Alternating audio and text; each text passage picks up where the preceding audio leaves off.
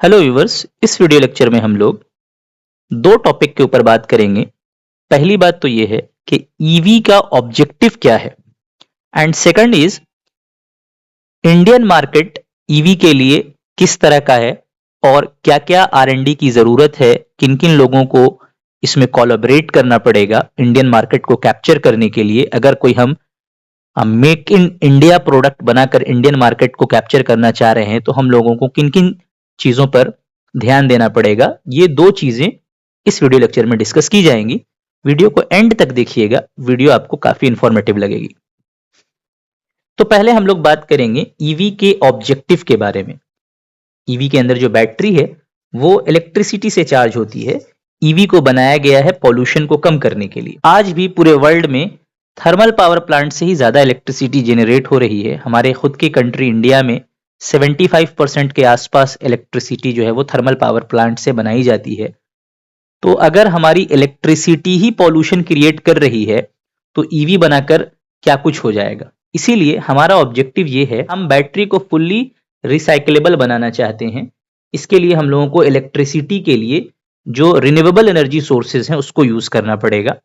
जाहिर सी बात है, ये किसी एक इंडस्ट्री के करने से नहीं होगा, बल्कि हमको डिफरेंट इंडस्ट्रीज को आपस में कोलैबोरेट करना पड़ेगा। ऑटोमोटिव इंडस्ट्री को इंफ्रास्ट्रक्चर हम लोगों को रेडी करना होगा और इलेक्ट्रिसिटी या पावर इंडस्ट्री जो है उसको भी रिन्यूएबल एनर्जी सोर्सेज की तरफ जाना होगा।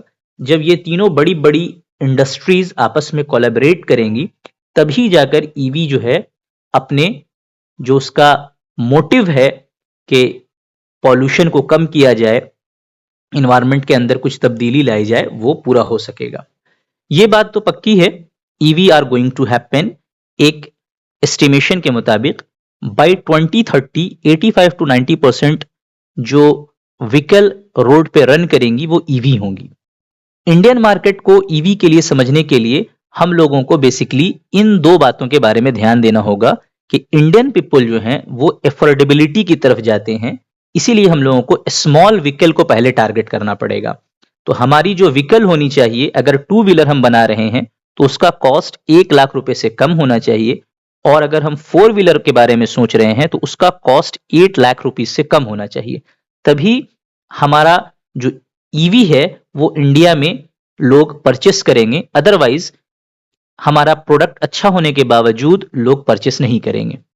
तो इस मकसद को हासिल करने के लिए फंडिंग एजेंसीज को, स्टार्टअप्स को and R and D research and development personnels को आपस में कोलैबोरेट करना पड़ेगा। ईवी का एक एक सेक्टर जो है सेवरल 100 करोड़ का डिमांड करता है। फॉर एग्जांपल, अगर हम लोग सेल मैन्युफैक्चरिंग की ही बात करें तो हजारों करोड़ रुपए खर्च होंगे इसमें। तो फंडिंग एजेंसीज को आगे आना होगा। इस फील्ड में डिफरेंट स्टार्टअप की जरूरत है, और ये स्टार्टअप ऐसे होने चाहिए कि सिर्फ अवार्ड विनिंग नहीं होने चाहिए, बल्कि सीरियस प्रोडक्ट्स बनाएं ये लोग, ताकि मार्केट को विन करना है।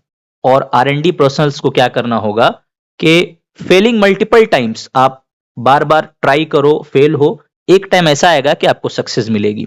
तो फंडिंग एजेंसीज को, स्टार्टअप्स को एंड आर&डी पर्सनस को आपस में कोलैबोरेट करना पड़ेगा, तब जाकर हम इंडियन मार्केट को कैप्चर कर पाएंगे।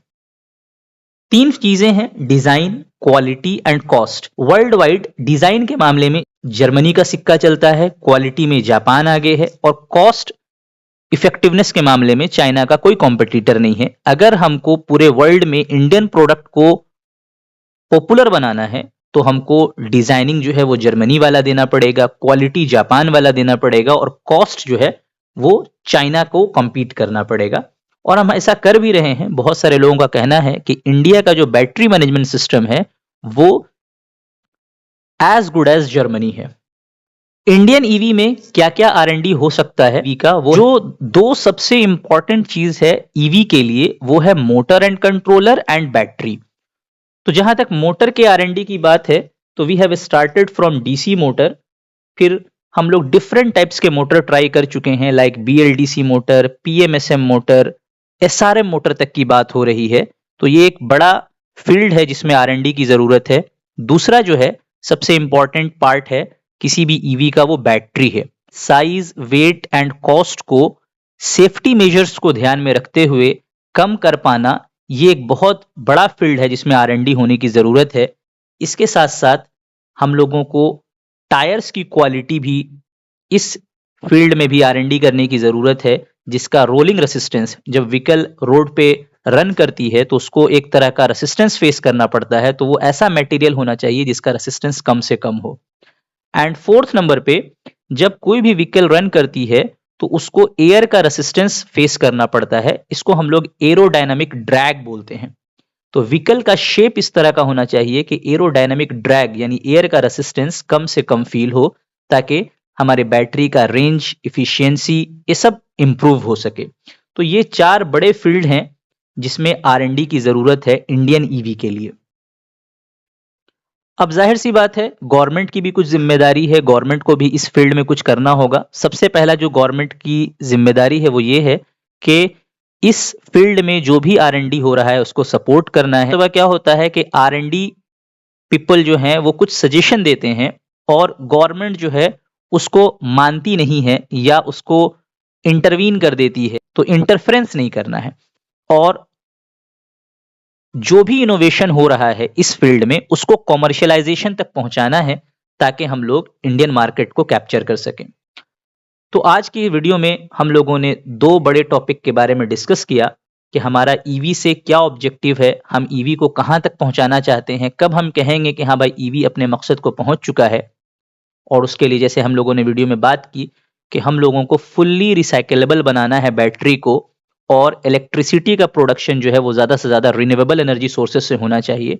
और साथ साथ ईवी मार्केट इंडिया का कैसा होना चाहिए, किस किस फील्ड में R&D की ज़रूरत है, किन किन लोगों को कोलैबोरेट करना पड़ेगा, ये तमाम चीज़ें आज हम लोगों ने इस वीडियो में डिस्कस की हैं।